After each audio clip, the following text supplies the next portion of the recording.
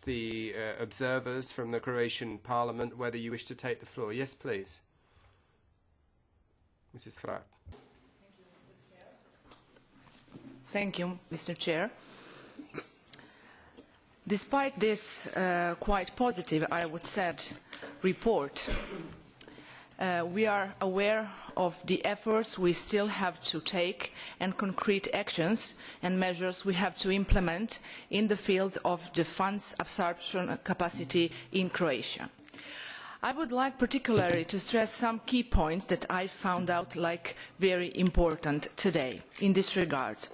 First of all, I would like to stress, as was said in the report, that by combining several institutions involved in the management of EU funds into the newly established Ministry of Regional Development and EU funds in December 2011, the new Croatian government has emphasised very strongly the importance of the regional development on its agenda. The fact that that minister was also appointed as a deputy prime minister has sent a strong political message and shows real commitment of the new government to issues of regional development and utilisation of EU funds. This ministry will be in the future for structural funds fulfilling the role of a single managing authority, which will strengthen the coordination of all public bodies involved in the programming of and management of EU funds. This is the first thing I would like to stress. Secondly, the importance of the efficient use of the pre-accession instruments of the increasing considering the increasing Croatian absorption capacity for the future use of cohesion and structural funds, has been particularly important and relevant in the context of negotiating the multiannual financial framework.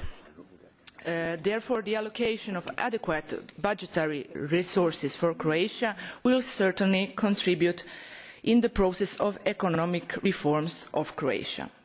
Another very important point is the regional level. Croatian regions have developed the absorption capacity for EU funds. Competence of our regions and local authorities for efficient project implementation has been evaluated on many occasions and has proven the exercise of adequate capacities. Nevertheless, Croatia will continue on the strengthening structures at the regional and local level, particularly in relation to development of the pipeline for mature projects with the goal of enhancing absorption capacities in the future.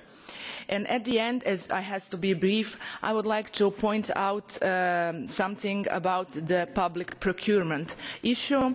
As you probably know, on January 2000 this year, a new act on public procurement has entered into force, ensuring increased transparency in that field. In 2011, thanks to an EPA project called Strengthening Capacity to Remedy Irregularities in Public Procurement Procedures, was carried out thanks to EU funds, and within these projects, among other activities, efforts on raising awareness on that problems were taken. Together, of course, with the European Commission, Croatia will continue in the process of building up procurement capacity at national, but especially at regional and local levels. Due to this and many other efforts we will take in the future, we are pretty confident that the future reports on Croatia will be even better. Thank you. Thank you very much for this statement. Now I give ladies first to Mrs. Thank you, Mr. Chairman. As my colleague has mentioned the main keys, I will be very short. Life is lived at local levels. So, new Croatian government has emphasized the importance of the regional development on its agenda, as she has mentioned. And what is very interesting, in the forthcoming election, our citizens will have evaluated the local authorities, the local government, how they are successful in withdrawal of money from the EU funds. We must confess that we so far were not very successful in absorption of EU pre-accession funds, but I think that we can already see the competition between local authorities, and it's very promising. Thank you very much.